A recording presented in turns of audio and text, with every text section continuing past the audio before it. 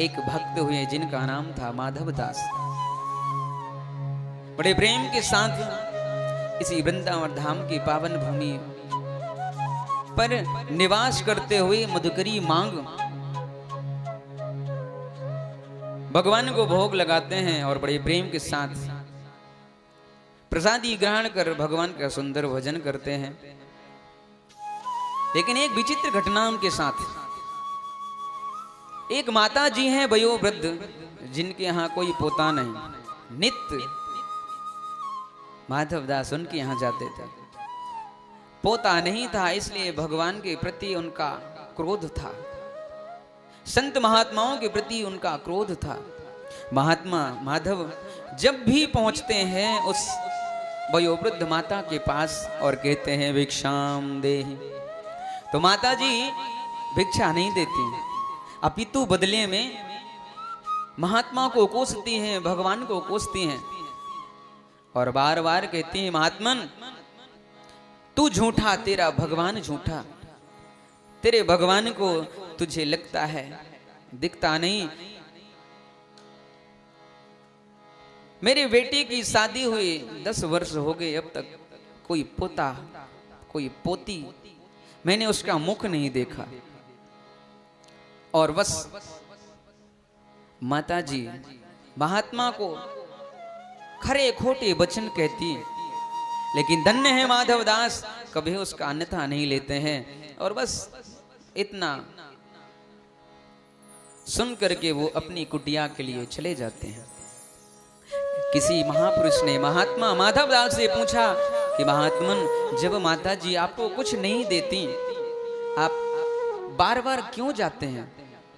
माधव दास ने कहा आपको लगता है कुछ नहीं देती, लेकिन मुझे तो लगता है वो कुछ तो देती हैं। अरे भले ही वो भिक्षा ना देती हूं, खरे खोटे वचन तो देती हैं, खरे खोटे वचन तो सुनाती हैं।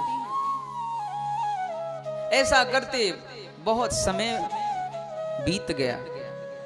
अचानक एक दिन बूढ़ी अम्मा वो वयोवृद्ध माता जी अपने घर के चौबारे में गाय का गोबर पात्र में रख एक कपड़ा डुबो और पोता बना करके चौका मार रही थी। अचानक उसी समय माधव दास जी पहुंचते हैं और कहते हैं मैया भिक्षाम देहि। माता को कुछ सूझा नहीं और मैया ने उस पोते को ही फेंक के महात्मा जी को मार दिया। और जैसे ही महात्मा के ऊपर वो पोता जा गिरा तो महात्मा ने आज उस पोते को उस गोबर से सने हुए कपड़े को उठा लिया, सने हुए कपड़े को उठा लिया और कहते हैं मैया चल तूने आज कुछ तो दिया, आज तूने कुछ तो दिया। और ध्यान रहे संत माधव दास ने कह दिया मां पोता अगर दिया है तूने तो जा पोता तुझे मिलेगा। आज तूने पोता दिया है, भगवान तुझे पोता अवश्य देंगे। और माधव दास उस गोबर से लिपटे सने हुए वस्त्र को लेकर के घर पहुंचे, कुटिया पहुंचते हैं। और धन्य है भगवान की ऐसी बड़ी विचित्र कृपा हुई, ऐसी लीला की भगवान ने कि मैया के यहाँ ठीक साल भर बाद एक सुंदर से पोते ने जन्म लिया। और जब पोते ने जन्म लिया तो माँ कोई स्मरण हो आया महात्मा माधव का कि महात्मा माधव ने कितनी बड़ी कृपा की, आज उसी के फलस्वरूप मेरे घर में पोता आज खेल रहा है। और अपने आप को कोसने लगी, पोता दियो न प्रेम सो रिस बस दीन ही मां। क्या? अरे प्रेम से मैंने पोता भी नहीं दिया महात्मा को। पोता दियो न प्रेम सो रिस बस दीन ही मार। अरे जो मैं देती प्रेम सो,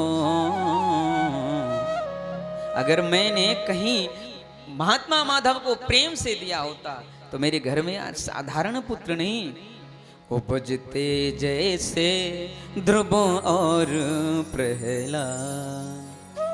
अगर मैंने प्रेम से दिया होता तो मेरे घर में तो प्रहलाद जैसे ध्रुव जैसा पुत्र अवश्य जन्म लेता। धन्य है महात्मा का।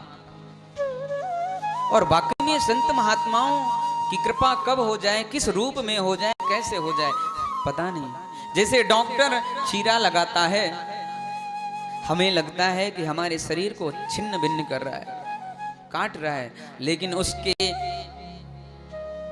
बाद का जो सुख है, उसके बाद का जो आनंद है, उसका अनुभव किसी से पूछना नहीं पड़ता, उसे स्वयं प्रतीत होता है। ठीक उसी प्रकार आत्मा ताजी बड़ी प्रसन्न है। लेकिन इधर क्या हुआ, जब माधव दास जी ने उस सने हुए गोबर से लिपटे हुए पोते को लेकर कुटिया में गए तो रगड़ रगड़ कर उसे धुला, धूप में सुखाया और उसे टुकड़े टुकड़े करके उसे बट करके एक दीपक में रख दिया और घी डाल दिया। और जैसे ही उसे प्रज्वलित किया तो ठाकुर जी के सामने जाकर उस दीपक को रख दिया। आज वो पोता अपनी सराहना करता है कि धन्य है, कहाँ मैं गोबर से सना लिपटा। आज देखो, एक महात्मा का संग मिल गया।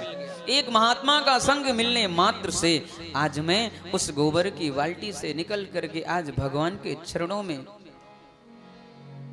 जा पहुंचा हूं। इसलिए कहते धन्य है सत्पुरुषों का संग, धन्य है सत्पुरुषों का संग, धन्य है सत्पुरुषों का, धन्य है सत्पुरुषों का संग, धन्य है सत्पुरुषों का संग, धन्य है सत्पुरुषों का संग, बदल देता जीवन का ढंग, बदल देता जीवन का ढंग, धन्य है सत्पुरुषों का संग, धन्य है सत्पुरुषों का संग, धन्य है सत्पुरुषों का संग, धन्य है सत्पुरुषों का संग, बदल देता जीवन का ढंग, बदल देता जीवन का ढंग, बदल देता जीवन का ढंग, बदल देता जीवन का ढंग, धन्य है सत्पुरुषों का संग, धन्य है सत्पुरुषों का संग, धन्य है सत्पुरुषों